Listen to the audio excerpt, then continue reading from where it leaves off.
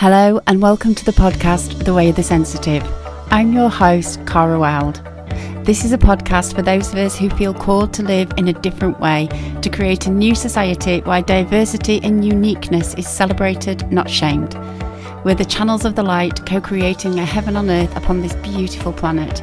We're here to live and achieve our soul's goals in this lifetime. To us, it's not woo, it's real. Calling all the magic makers, the mystics, the empaths, the sensitives, the starseeds, the artistic, autistic ones, sometimes sidelined, sometimes scapegoated, but we know that we're here to create new pathways in the one mind, because it's not just about traversing alternative dimensions, it's also about landing and being fully alive in this gorgeous world. Hello and welcome to the Way of the Sensitive podcast, episode 24. It's been a while, and today I am just having a conversation. This is not me interviewing anybody, but it's me and my friend Holly Worton having a conversation about rediscovering joy through connecting with nature. Holly has just released a wonderful book, Talking with Trees, where she directly channels information from trees about how to connect with nature, how to take care of nature, what nature wants from us, and it's a really fascinating book. I will put the link to the book in the show notes, and we just share stories really about what rewilding and untaming, what it is and why you might want to do this, and how nature can help you get to know yourself, how to work with stone circles in a different way. And really what we talked about is the different experiences that we've had involving spirit and nature, some unexpected turn events in my life when I followed guidance that I'd received from Lilith, for example, of how to work differently with a stone circle and what happened. But also mostly it's about healing your psyche, healing at a soul level, our psyche that can be so battered in our society and the way that we live, and feeling out of rhythm with our true nature. So we compare stories and talk about things that have worked for us. We talk about things that really did not work for us, or I do for sure. So my hope is that you will learn a lot about how to use a connection and a relationship with nature, no matter where you live, to help you become aware of your wholeness and to feel less stressed, more integrated, to build resilience, and to have a little bit of a contrasting experience from the day-to-day life of living, on a 9-to-5 job or running a business, being a parent, whatever role it is that we're playing. Nature and connecting in the way that we talk about kind of takes us out of those roles and those kind of identities and helps us connect with ourselves from a soul perspective, from our true identity. I think you're going to enjoy this one. I'd love to hear about your thoughts or your own experiences of connecting with nature and nature spirits. And for those of you that are interested in developing your own connection with spirit, you might be interested in my Adventures in Consciousness course, where I teach people how to verbally channel their guides or to just energetically connect with their guides, as a way of experiencing the channeling state, which is experiencing another dimension, the non-physical dimension. And I'm going to be running a live version of that round starting on the 3rd of January. So if you are interested in the live version, I suggest you come over to carawilde.com, pop in your email and you will be notified. So if the live round is something that you're interested in, come over to carawilde.com, and if you are not already on my list, pop in your email to get on my list and I will notify you when the early bird price is out and when we start enrolling for the live classes. Okay, enjoy. See you on the other side.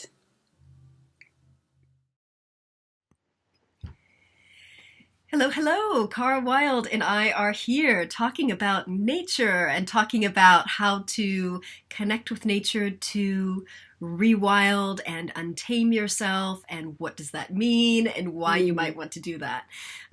So I'm super excited about this conversation. Yeah, me And too. this was your idea originally, and I thought it was perfect the second you sent it in. So, yeah.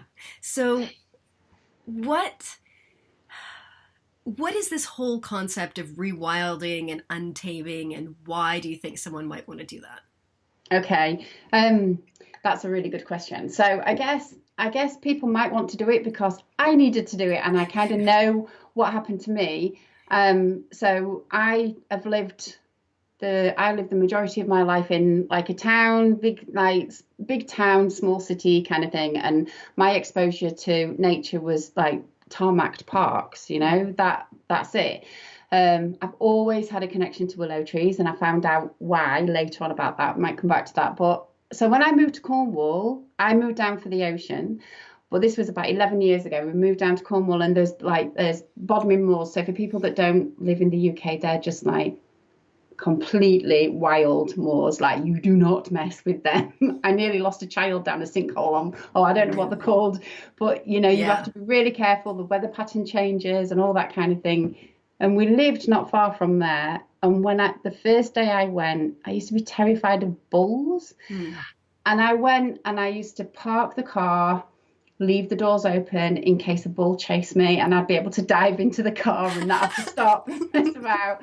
And then I'd be walking around and just like, where's the signpost? There's no signpost. Nobody is telling me where to go, what's safe to go, where's the tarmac. Oh my God, this is nature. And it was just such a mirror for me about how I'd lived my life according to like internal rules that had been given to me by society or by helpful people that I'd grown up with, that I'd kind of like outgrown but not known, or not even known that I could just leave, and start to live like, what's the book called, the path less traveled. Oh, yeah. Yeah, so it's like leaving the tarmac and finding your own pathway, and nature and working with wild nature, getting lost in nature has really helped me. That like there's something, I don't know if you have this, but there is something that happens that starts like an untangling process within you when you start working with wild nature. Like, the wilder the better. Does that make Hmm. sense? Yeah, absolutely. And Absolutely. so I guess that's what I mean by like not following just society tarmac, the path and the roads, and just trying to find your own way through life. That it's been such a gift for me that. Hmm. Yeah, and I think that's a huge part of my last year's process of, connecting with the trees and spending more time out in nature, but more time being still in nature rather than walking through nature. And that was a huge lesson for me last year because I really like walking. And so for the last few years, I've been walking, Hmm. which is nice. And it's getting me Hmm. connected to nature, but not as much as it did last year when I was stopping, sitting, being still, and opening up more to connecting with nature in that way. So that it's it's been a massive shift for me. So what was the difference for you, do you think? Like, what did you notice are the differences between like experiencing going through nature and being really present with nature, is what it sounds like. Being present with nature gave me more of a connection, whereas when I was just walking, it was like I was seeing, I was hearing, I wasn't connecting as much. It was like I didn't develop as much of a relationship with nature as I did once I slowed down. And I think that connection started the rewilding or untaming process because I spent a lot of time outdoors, but I wasn't really kind of plugged into nature. I was still plugged into Mm, my normal world. okay, so for me, that speaks to the difference of like just staying in your mind and Yeah. being in your body. Yes. Yeah, and so I guess that's a really good way to describe what I was trying to say, Yeah. really. It helped me get back into my body. Yeah. Sometimes I didn't want to be in there. Yeah. It didn't feel very nice, Yeah. but it does, because I don't know, like, how does it do that? How does it help you be in your body, do you think? I don't know if that's an easy thing to... That's a really good question. And I think being in my body is something that I've struggled with for years. And I would, do like alternative therapies and things. And people would say, oh, you need to be more in your body. And I'd just be like, what the heck does that mean? Like, I think it's feeling rather than thinking. Yeah. More than anything. Yeah. Because I tend to naturally be very much in my head. And so I think that by slowing down and connecting with nature in that way and being still in nature, and getting into my body, it made me feel nature rather than thinking about nature, or like thinking, oh, there's a bird, oh, there's a tree. It was more like feeling the rhythms of nature, feeling the breeze, feeling the soil, the leaves, the trees, but feeling, not just tactile feeling, but like what was going on inside my body as I was experiencing this. So it's kind of more like an inner feeling, and yeah. So there are key moments in my life when I have really experienced that deeply, and it doesn't happen all the time. But I remember it sounds like a cliche, but I remember being in a really good space and sat on the cliffs watching this bird fly, and it moved so I didn't have to, because I could feel its movement within me. Yeah. And then I have had moments of just feeling like I was the bird's wings, that real strong connectedness. I can probably count on my hands how many times that's happened. And then you do get a deep understanding of how interconnected we all are and how deeply dependent we are on nature, and also how resourceful it is. And then that helps you feel like you can build more faith and trust in something bigger than yourself to take care of you. And the amount of times that I've run to stone circles when I've been having a paddy, like that's a Yorkshire saying, it's like stomping my feet and not very happy with life and wanting it to be different, or just really frightened. And then like laid down on the earth and have heard the earth say, let me take care of you, let me hold you, I am the source of your abundance. My head can't figure out what that means necessarily.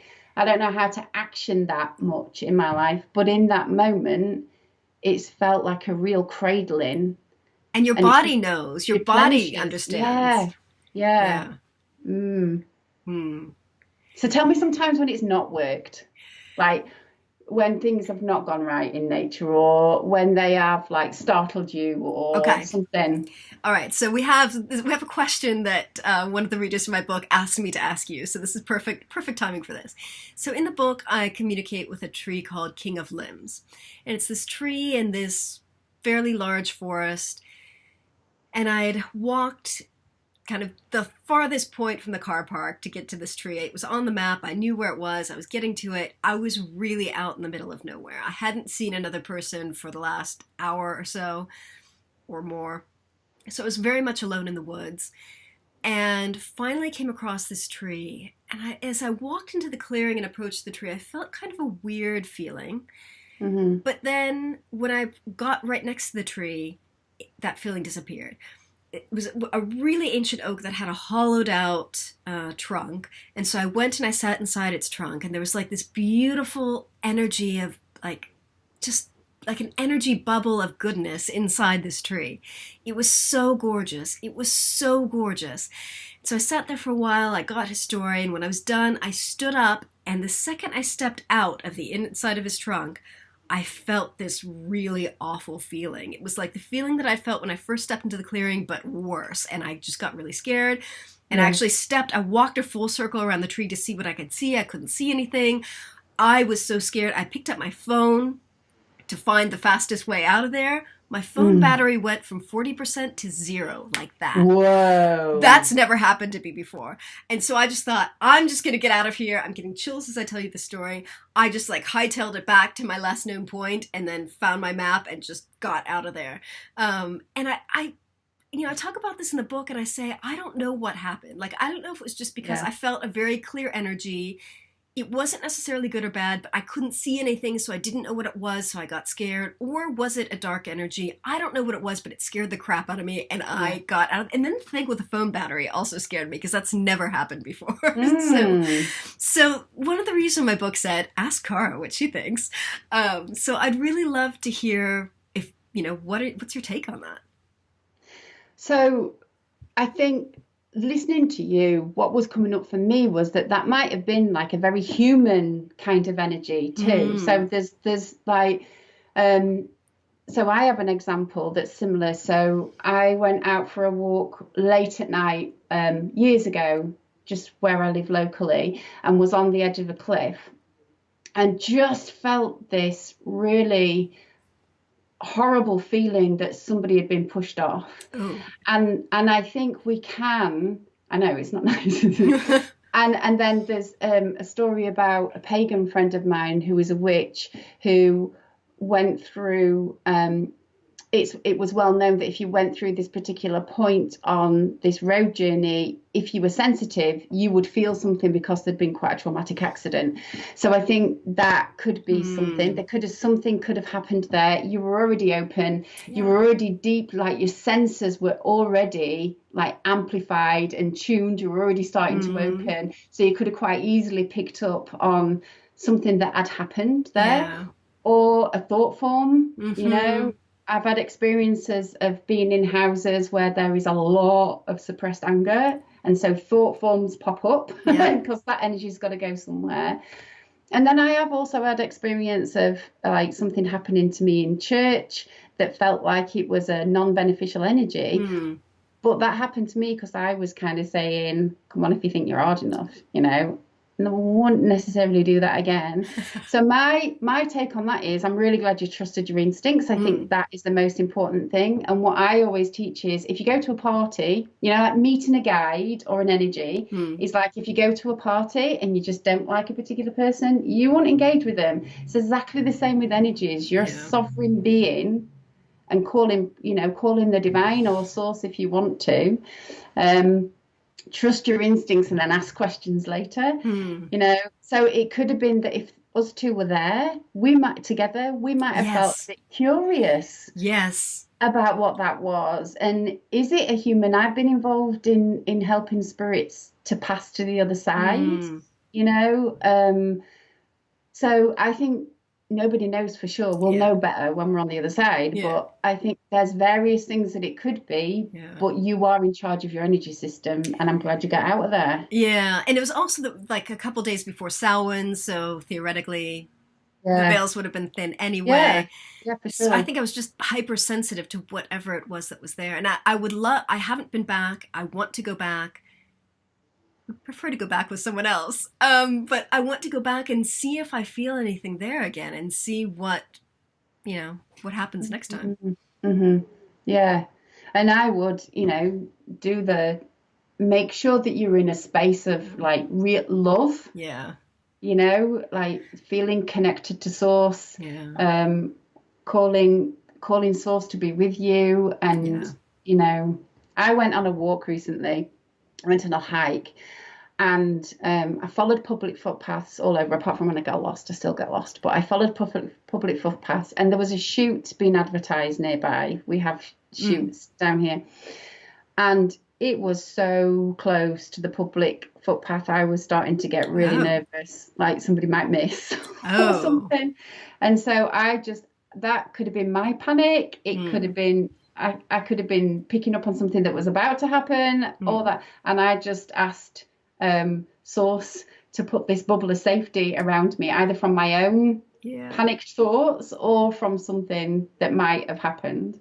And obviously it was fine. But I think, you just need, we have to take care of ourselves and do what we think is okay. Yeah. And I wish I had thought in the moment to call in source, to call in the angels, to call in my spirit guides, to call in help. But I didn't. I just walked out of there as fast as I could, because that's the best I could do. But it's like, now upon reflection, I think I would deal with it differently if that happened to me again. Yeah. Well, you didn't have all the information you needed in that moment, I guess. Yeah. So you've talked a couple of times about getting lost. Uh-huh. So I've gotten lost too, many times. What have you learned from getting lost when you're out in nature? That I don't pay attention enough. Yep, yep, yep. And that might translate to how I live my life sometimes as well. I'm not as present and grounded as much as I want to be. Um, that so a few things. So the first thing is like nature's always in charge. Hmm. Like the paths are going to run out. They're not going to appear just because I need them to be. Weather systems change really quickly. I need to be like, she is going to do her own thing regardless of what I want. And Hmm. that's been really important for me to Yeah. take notice of. Um, it's also taught me that I am more resourceful than I thought, that I'm okay with risks more than I thought, that I can find my way through when I don't think that I can. So two examples are coming to mind.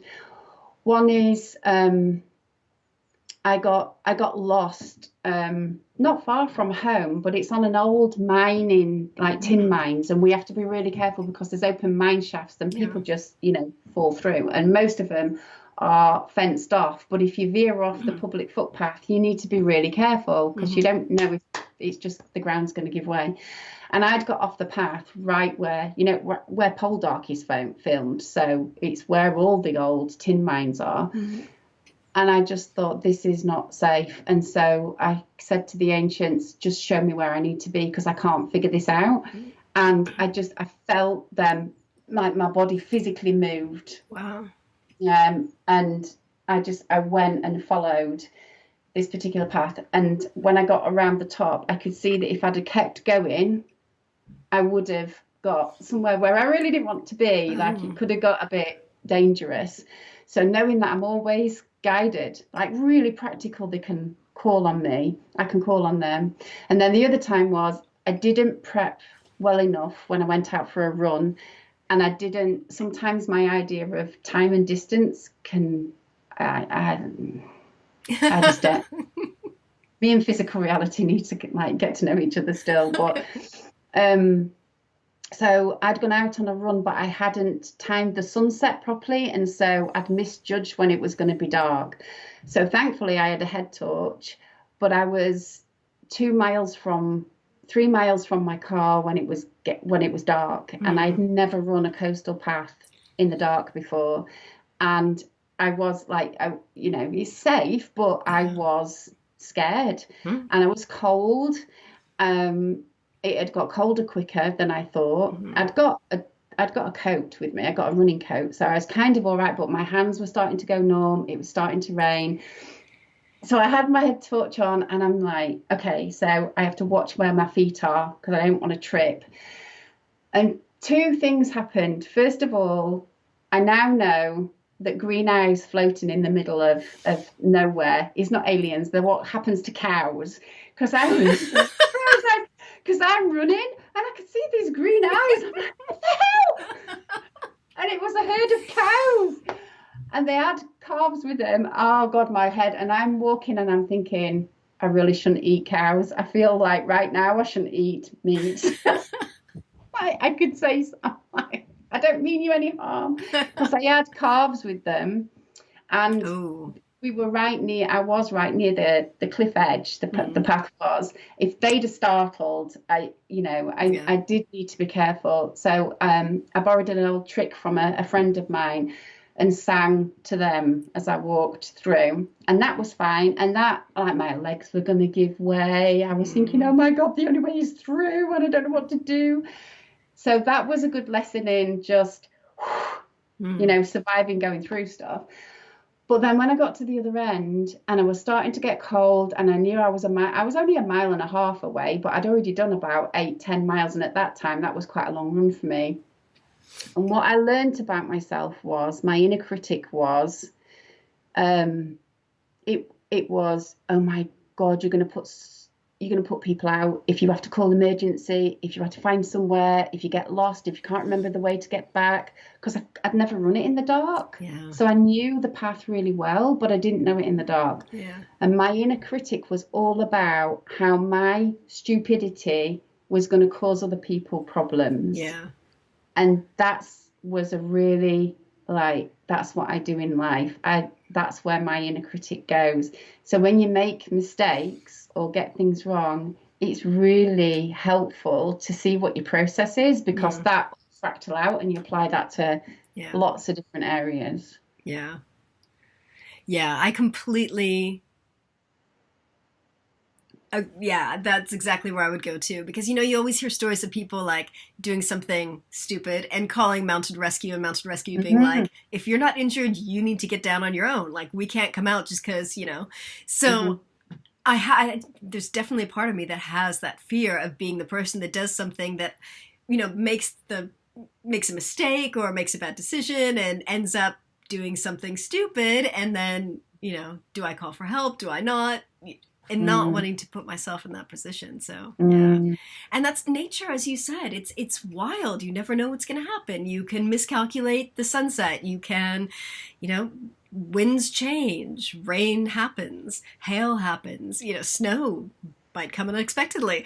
You never know Yeah. what's going to happen. You can plan, but you also have to have like a contingency plan for if it gets too hot, if it gets too cold, and have like extra stuff. And Yeah.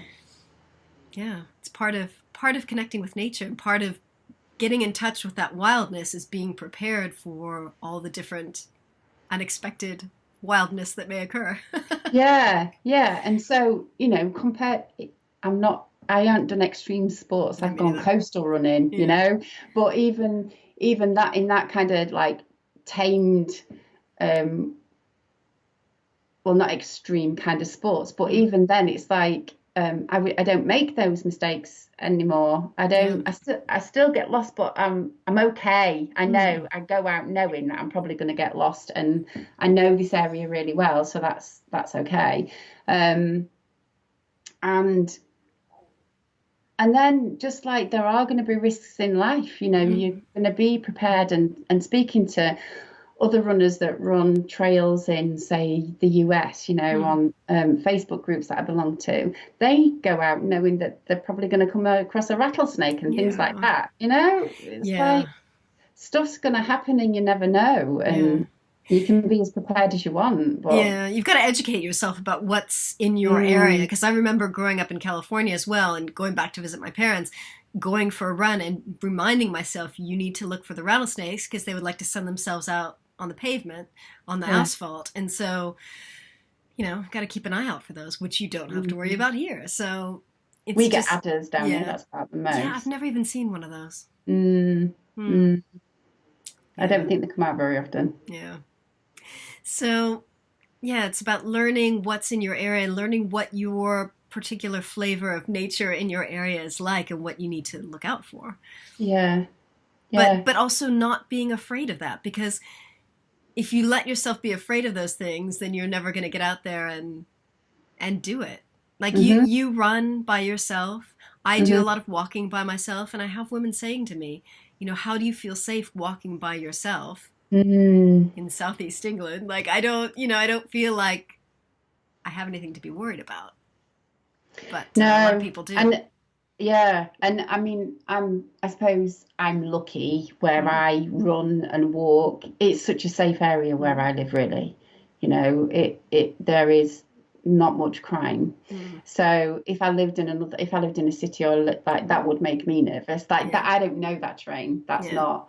Whereas I feel like, I don't know if this is arrogant, but I've always had this thing like, not like nature is mine. I don't mean it like that, but I have a Mm, right to be here. And when I was working quite intensely with some pagans, we would they would go up onto the moors, and you have to be careful when you light fires on the mm, moors because there's peat, isn't there? So, yeah. but I didn't know this at the time, but and if an ember goes, it can just go underground and it can cause a fire somewhere Oh else. wow. I know. I had no idea. So I would not do me and Yeah, fire, like you belong to somebody else, yeah, right? But there was somebody there who had worked with it for years, worked on the woods for years, worked on the land for years, like knew what they were doing. And so they we would go out and we would do circles, and they would like light fires, and then they would want to protect themselves from like farmers that come around that don't own the land, but they want to govern the land, kind of thing. And I remember, this is just coming to me, but it was the first time that I went onto the moors and they were casting a circle, and my friend went out with his wand, which was a lump of tree like this big. And this was years, like 11 years ago, and I was just like quite cynical about witchcraft and casting circles. And so he went to cast a circle out of time and space and took this massive wand, and I'm like, all right, that's a nice thing to do, that's a nice thing to do. And then saw this blue flame come off the top of, like, I could see it physically, but he didn't light it. It was just this blue flame, and I'm like, okay, there may be something to this. And I've later found out that that's called a witch's flame. I didn't know. When I told another friend of mine, she said, oh, you saw the witch's flame. And a farmer went past in his tractor and just never saw us, never encountered us or anything. I can't remember why I started telling that story now. It was something to do with about, like, knowing your terrain, or I don't know. Yeah. No, and that's interesting because when you and I did some work in Avebury, the time that we went there, you did the same thing so that we wouldn't be bothered by other people that might be walking around the circle at night.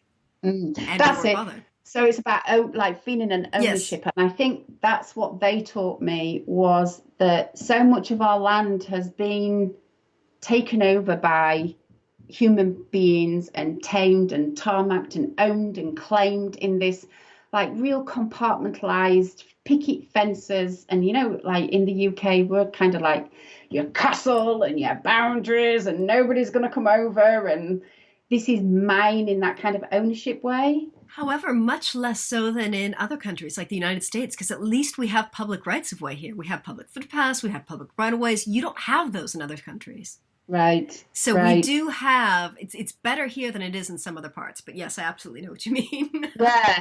And I guess what they were teaching me is, like, it's not about ownership, but I have got a right to a relationship. Yes. And so, I know one of the things that you said to me about, I remember casting a circle in the middle of a roundabout in Avebury. Yeah.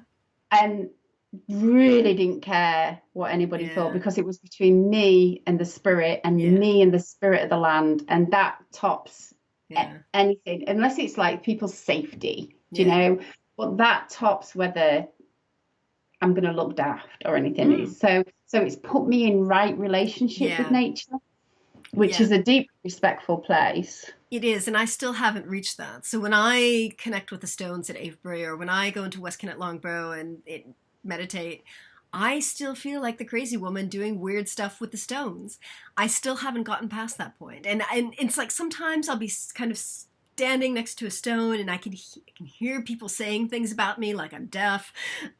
Something like, oh, she's connecting with the stones, or, snarky Well, comments. did they actually say that stuff? Sorry? They do actually say that. I have heard.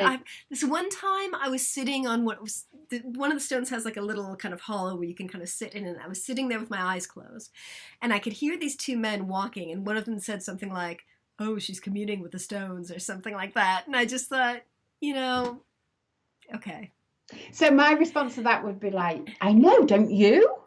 Oh, yes. Like, you're missing out. Exactly. Like, you are missing out on something so incredible and amazing. I mean, the experiences that stone circles have given me, I wouldn't swap that for a ticket at the cinema, or, it's just incredible. So I suppose mine is like, you're missing out. I'm not the crazy lady. Like, this is one of the most sane things ever. Yeah. You're missing out. And you're really good at reframing that kind of stuff. So, like, all of my insecurities, I feel like you have an answer for those.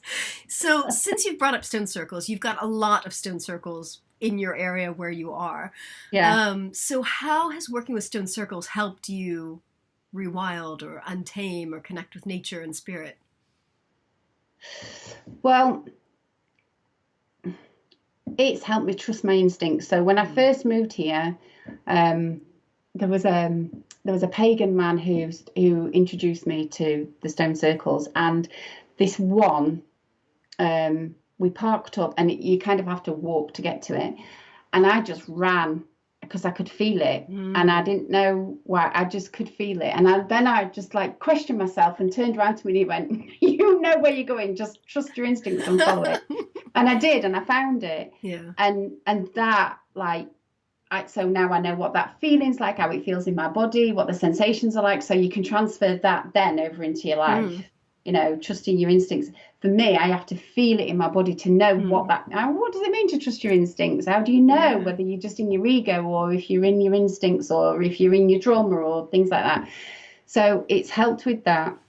And so that was like 7 years ago. And then when I've had challenges in my life, like I've got in the car and when you're just like on autopilot driving, and something was happening in my life and it had just not thrown me for a curveball, and I was just trying to stay in my body. My anxiety was wanting me to go out of my body. I'm just driving like on autopilot, and Mm. then I pulled up somewhere and I looked around and I thought, oh my God, I'm at the stone circle. And like my body had taken me, Yeah. my body had taken me, and I just went in and I just laid down and I fell asleep for about an hour in it, and kind of like got replenished. Um, so, and then this weird things happened. I've been working with a local stone circle, and I had never experienced this before, but it called me before I went to sleep. And Mm-hmm. I've done, you know, I think some interesting things happened to me, but I was like, really, Cora? Mm. Really? You're getting a call from a stone circle? Like, SOS! And it was like, we want activating. We need Ah. activating. And so when I went down to the stone circle, I got in touch with some other people because I was kind of like, why would a stone circle need activating? It doesn't need human beings. It's been abandoned. It said we've been used as a tourist Yeah. attraction and we're not being used. We're not Yeah. being used. Um, and so, I've been in there and worked with the energies and then just felt incredible bliss, Mm. incredible bliss, got connected with, um, like, the best I can say is I think the energies of the earth and the template, not energetic template, but whatever it is that is going on at that level, I felt like the stone circle was connected with my energies and then connected with the earth energies, and just like this replenishment kind of happened as well, or this reconnected. I don't know Mm. exactly what it is. I'm not sure I've answered your question there. I don't. No, I think you have, because I think if people have visited a stone circle before, they've done it the tourist way, probably. Yeah, They yeah. haven't, most people haven't connected with it in the way that you have. And I think that's a very different relationship. So, talking about Mm, relationship with nature, that's a very different relationship with a stone circle. mm, yeah, It's working with it or connecting with it or using it for energy purposes rather than just tourist purposes. yeah, and portals Yeah. like portals of information, or Hmm. like helping it connect with. There's all sorts of theories about pyramids and their alignment, and I don't profess to understand all of that and know how it works, but I know how to trust my instincts and follow guidance on how to maybe Hmm. hook up a portal like that to these energetics. And they all feel different. Like a lot of the stone circles down here are there's granite, there's earth. People Hmm. come down here and you have to sort your shit out because the ground Yeah. doesn't let you off. It's Yeah. like Yeah. really anchoring. Yet you go to Avebury and it's like stars. It's Yeah. obviously a portal for different kinds of communication. It's Hmm. not from the earth. Yeah. It's from star beings. And so, like, I suppose in my work as a channel, I see part of my role as listening to guidance like that and acting on it and serving in that way. Hmm. Serving the earth by helping her with these portals, with these sacred things, sacred points on the earth that Hmm. people who are more knowledgeable than us have obviously done something in Yeah. the past. So you talk about portals. For people who might not know what that is, we've all heard of portals, but probably in the context of science fiction. What are portals in our reality. So I knew I shouldn't use that word. But it's a word that people come across. I mean, there's one of the trees in my book. I was told that it was a portal. It confirmed it was a portal. It said, someday you will experience this aspect of me. You're not ready yet. Okay. So I don't even know what to expect. It's like, what is this, a portal to other dimensions, a portal to other like realities, a portal to other energies, systems, thought forms, all of that. Yeah. I have got friends that could answer this a lot better than I can. But I suppose for me, it is about portals to dimensions, and that sounds really lofty. And I guess they just help connect into a spiritual dimension, if you like. So maybe some stone circles are help you connect more with the Fey energy, or tree sprites, and work at that level, which is what I think these are about. I certainly encountered them down here, whereas Avebury stone circles help you connect into the dimension of the stars and aliens, if you know, and other beings from those dimensions that are not of this earth. And that's how I see portals. It's a focus of energy. Okay. So I did this solo casting of a circle on Bodmin Moors in fog in the middle of the night. Beautiful. It was one of the most powerful and scariest things I've done. So I was working with the goddess Lilith at the time, and she asked me to cast a circle, which was I won't go into the details, but it's different from how you would normally do it. And I was stood in the middle of two circles. So if you think of like a Venn diagram, you know, where they overcross, I was working in the overcross. And I didn't know why, but I trusted this guidance. And some not very helpful pagan friends of mine at the time, like a sea witch, was just like, how dare you do something that is like different? Who do you think you are? And you're breaking rules. And I'm like, okay. But I did it anyway, and it was fog, and I couldn't see the hand in front of my face. My friend was working somewhere else in the stone. She's like, I'm not getting involved in what you're doing, but you follow your own guidance and you trust what you're doing. And I called on all of my ancestors and the beings that had been there before me, and followed this guidance that I believe I'd got from Lilith. And I saw just hundreds and thousands of women join me, like with my eyes closed, and it felt like this magical, I think we would call it sisterhood, but it just felt like reclaiming feminine ways of working with the land and the magic and the real like shamanic, I guess, power. And then felt this incredibly strong energy move through me, and the words "how dare you" came up. And then afterwards, there was this sea witch friend of mine said, look what you've done. And when we looked back, there was like fire light. Like, there was light on it.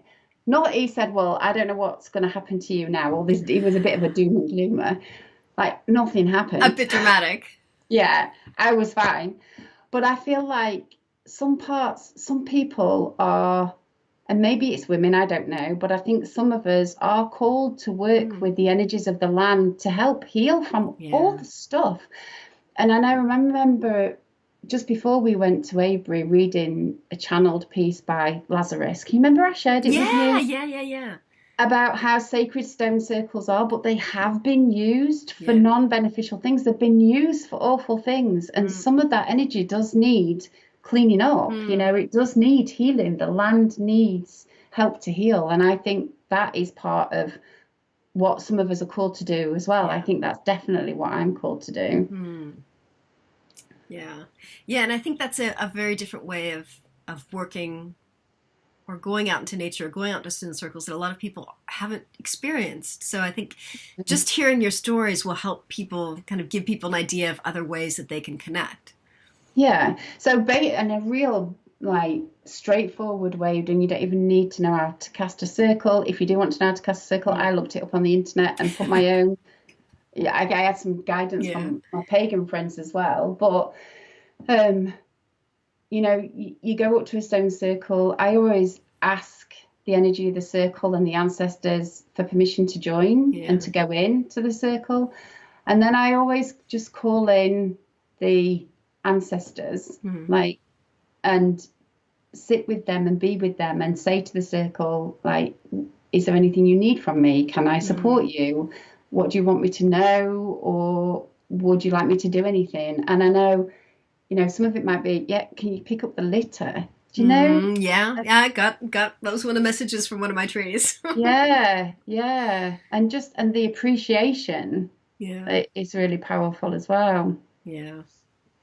Yeah, and I think that's something, perhaps that's kind of the next phase of my work with nature, the next stage for me is going out to nature and just asking, what do you need from me? How can I help? Yeah, yeah. Because my whole focus last year was trees. You've asked me to share your stories. What's your story? So I think now it's more connecting with the land and saying, like, what can I do for you? Yeah. And nature is like slow, Hmm. so when you channel information from rocks, it's a very different experience Hmm. from channeling information from like guides or something. Hmm. It's like nature is, compared to us, it's Yeah. slow, and you do have to slow down Yeah. to be with it, and it's so gentle and powerful. Hmm. And yeah, but flowers called to me Hmm. for a short period of time, but I struggle to hear flowers. Okay. Yeah, that they are a different realm. I struggle to hear. Hmm. That's interesting. What about elementals? Because I have wanted to connect more with the Fae. I've wanted to connect more with that whole realm. Haven't yet dedicated myself to doing so or put the effort into doing so. So I'd love to hear some of your stories about what it's been like for you connecting with that type of Mm, energy and life form. mm. So I guess that started when I went to a tree workshop, Hmm. and it was the guy that was leading it was helping us like just focus on a tree and like listening to it. Hmm. And that's when I discovered that a weeping willow is probably my tree, and could see Hmm. how he said this would be interesting to see if anybody has had this experience. But Hmm. he said there will be a tree that you've been drawn to since you were little. And mine was weeping willow. Like wherever I went, that's what I was always drawn to. And then they all have a particular meaning. I think you'll know Hmm. more about than me. But I remember on this day, like just feeling into the tree, and I could feel myself disappear. I thought I was going to Hmm. fall over. I'd not experienced that before. That kind of blew my mind. And Hmm. then, like, I have seen Faye, I feel Faye, and I've had messages from Faye, but I think they choose it. That has certainly not Yeah. been anything that's beyond me. Hmm. Like some other people might be able to call them Hmm. consciously. That's not my experience of the Fae. They just turn up when they want to, and they've Yeah. given me messages. And it's very apparent when they're there. It's like the energy of the trees or the flowers or whatever it is, in whatever way they're trying to communicate, just shine. Like Hmm. they're literally brighter, and there's movement, and they come alive. And that's kind of how I know they're talking to me. But that's not Hmm. something that I have consciously cultivated. Hmm. Yeah, because I've many times being out in nature, I've kind of spoken to them or set the intention or said, I would love to connect more with you. Mm. Silence. So I feel like either I'm not ready yet or I don't know. But but It'd it's be interesting to see if anybody who's listening knows more yeah, about it than we do. yeah. Because I know for me, definitely, that period of time when I worked intensely with the moon and with I would go to be called to pagan things, and sorry, I would get invited Hmm. to pagan sabbats, Hmm. and I would just think, oh, I really feel like baking bread. And then I would turn up and they would say, Hmm. that is, that's what we Yeah. offer during this. so it felt like a kind of coming home to me. It wasn't Yeah. planned. Yeah. I found those people after saying to Source, I'm ready for my soul group of friends, you know. Yeah. Um, but I think I've been really lucky because I'm just so arrogant sometimes. Like I remember um, my friend introducing me to the idea of tree sprites, I think they're called. Hmm. So they are very specific energies that work with the tree and keep them healthy and Hmm. all that kind of stuff. And I just remember thinking, you know, whatever. And then driving home and slamming my brakes on because I saw this ugly little thing like a gnome hugging a tree, like physically with my eyes. Wow. And I'm like, what? Went back, and obviously there was nothing there. And I remember saying to my friend, it was this really ugly thing, and it's got far more important things to do than being concerned about what it looks like. Yeah. You know? But it's like I was cynical, I dismissed it, and then it's there right in front of my Hmm. eyes. And I think, yeah, I think they just were like, actually, you don't know everything. We're going to prove to you that we're here. Yeah. So maybe if you go around going, I don't believe in you. I'll give that a try. Probably get knocked on my bum. I They'll know. trip me as I'm walking through the forest. Here we are. Well, isn't that like another learning as well? When you Yeah. work with those kind of energies, it's just like we humans think, you know, we've conquered the earth or, Hmm. you know, the earth is ours to do. And Yeah. No. really, no. No. You're going to get brought back down to earth with a Yeah. bump. There are other beings here that know a lot more than I do, that's for Yeah, sure. absolutely. So, Mhm. what would be your recommendation for someone who wants to get started on this rewilding journey or untaming or connecting with nature? Like, where would you suggest someone start? What comes to me when you say that is find something as wild as you can wherever Mm, you are. Don't think you have to go to the moors or anything, but spend time um, spend time in nature, a bit outside your comfort zone, hmm. but not too much. Not Yeah. too much so that it's terrifying and Yeah. overwhelming.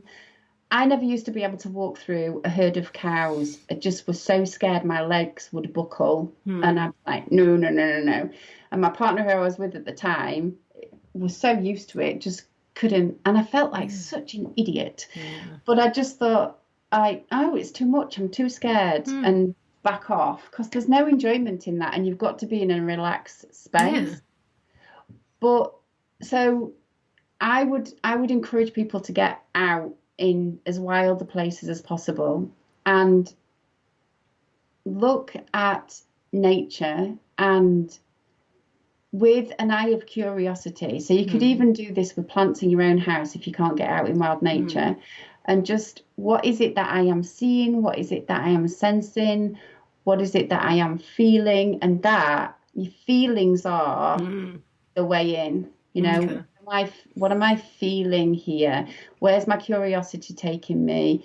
And then it, slow down as much as you can. And sometimes, like if you relax your eyes a bit, you might start seeing the auric field around as Hmm. well. You know, you can do that. It just shifts a bit. Um, I think in terms of yeah, nature, in terms of tuning into nature, it would be feelings. Hmm. Um, and I tell you a really powerful thing that happened to me when I was learning how to turn my empath skills on and off instead of just being on all the time. One of the techniques is to go out. I learned this from somebody, it wasn't mine, to go out in nature and just name things, but Hmm. not to, with no judgment, not like, oh, Hmm. that's lovely, oh, that's nice. It's just like, that's a tree, that's a bush, that's a flower, that's a bee, literally, that's a Hmm. lamppost, literally like that. And it helps you be really present Hmm. because when we judge something, we're in our minds and it Yeah. takes us away from now. So even just doing that, if you did that for just a few minutes every day for a while, that would be Hmm. interesting to see what Yeah. happened. What about you? What would you suggest? Well, the trees. The whole book is full of ideas from the trees. But one of the things was making more contact with the trees and kind of treating them more as we would treat people. So as you're walking through the woods, touch a tree, make physical contact with it, speak to them, even if it's just, hi, oak, hi, holly, whatever. But kind of acknowledging them as living beings whenever you go out into nature. So That's a really not good just treating point. them like landscape or scenery. Yes. They're alive. Like, acknowledge them. Touch them. They said that they like it when we touch them. They like being touched. They like that kind of physical contact with us. Oh, that's so gorgeous. I know. So just, treating them kind of the same ways we would a person. So respect. Yeah.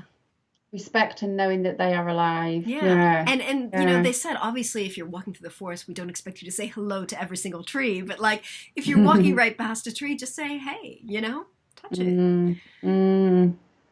I'm just imagining, like, there must be people listening that have got so many different ways that they do it as well, or so many different experiences. It would be really good to hear from people about their experiences or questions around anything like this. Oh, good. So, any last thoughts before we wrap this up?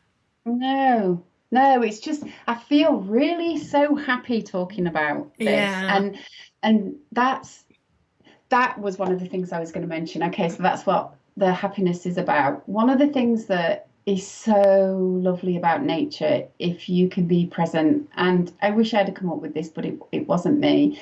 Nature never asks anything of you. So you don't walk through nature and it's like, you're too fat, you should have done your hair differently. Oh my God, have you not got a better job? Look at the state of your bank balance. All that's shite that we have in our society.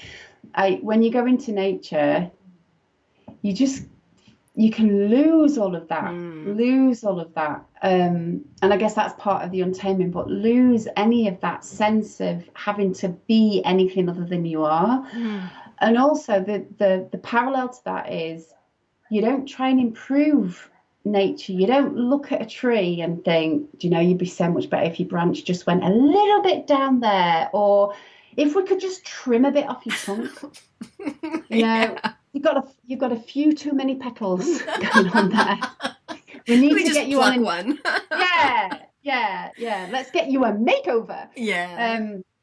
There's none of that, and I think without you even knowing it, the more you immerse yourself in it, the more easier it is to just be in the joy of the moment and to just be present to what is wonderful and beautiful and not feel like you have to improve yourself or life or what you're surrounded by. I think the joy of the nature is it's acceptance, it's gorgeous. And I almost feel like nature, when we connect with nature, we're connecting, nature's connecting with our soul, with our higher self, not necessarily with who we are in this incarnation or physical reality. That just popped into my head. What do you think? Say a bit more about that. So it's like when we connect with nature, we're connecting with the core of ourselves, the deepest inner sense of who we are, not just in this lifetime, but throughout all the dimensions and realities and lifetimes, and like the core of us, our higher self, I don't know. Again, I think literally popped into my head and came out of my mouth, but it does. It took so the language we quite often use is nature touches our soul and it brings us alive from that soul level. And I think you've just articulated what I was trying to describe, really, in that it's not a personality thing. It's not a connection at the level of personality. It goes deeper than that, and it goes to a place of oneness. And if you're really, really lucky, you get to experience the oneness in all the different dimensions like we've just been talking about. And if you're really, really lucky, you really get to feel the oneness of everything, that we are all one. And that goes back to that seagull moment that I kind of mentioned. So I think, you just wrapped that up beautifully there. You did, but based on something. We did. We wrapped it up. We did a good team job. And I think that's absolutely it. We are one with nature. But yet in our daily lives, we don't feel that way usually. We feel very much disconnected, especially if we live in a town or, So it's like getting back to that oneness with Mother Nature and our planet and everything that exists.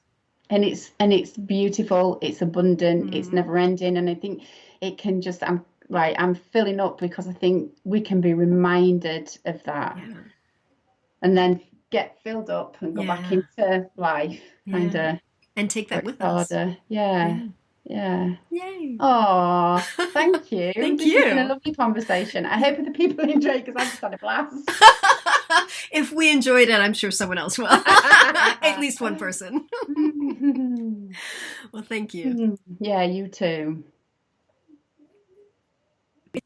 So I hoped you enjoyed that. And if you are really curious now about developing your own relationship with the spirits of nature, then my channeling course is a really good way to start opening yourself up in a very safe way to that dimension. And like I said at the beginning, I'm running a live version of that in a couple of weeks. 3rd of June is the planned official launch date. There'll be an early bird price before that. So pop over to carawild.com, make sure you signed up to be on my list and you receive notifications when the class goes live.